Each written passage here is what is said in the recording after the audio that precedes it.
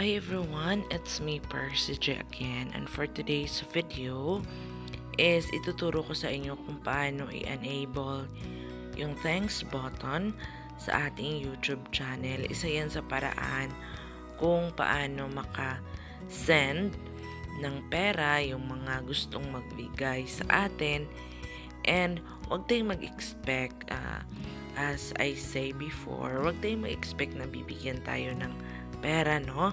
Kasi pinasok natin to. So, ano yung purpose? Ba't mo ginawa yung channel na yan? So, kung pera yung hanap mo, no? So, hindi basta-basta magbibigay yung pera yung tao. Basta salamat, oo. But again, today, ituturo ko sa inyo, kung bago ka pa lang dito sa aking channel, please do subscribe and click that bell button para updated ka sa aking mga susunod na mga palabas.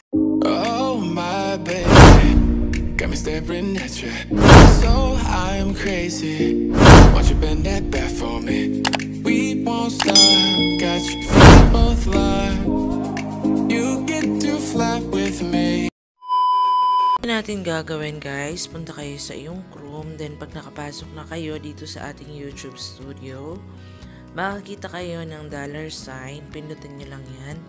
Then makikita yung supers, then pindutin lang natin itong super thanks, at makikita natin dito na on na yung ating super thanks, at nag-blue na siya. Anong sabi niya dito, super thanks is now enabled. Then dun sa ating YouTube is meron na tayong button. So again, pwede nang i-click yan sa ating viewers, then buy and send, at pwede na siyang makabigay sa atin or makasend ng pera from 50 to 1 to 50.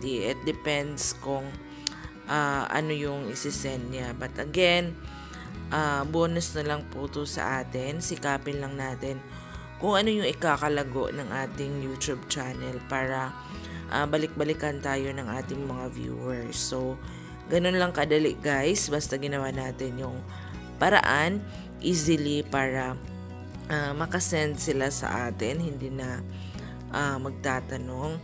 So, hope nakatulong ito sa inyo, sa mga viewers natin, and sa ikakalago ng ating channel. So, again, that's all for today's video. Thank you so much, everyone. Ingat kayo lagi, keep safe, and God bless.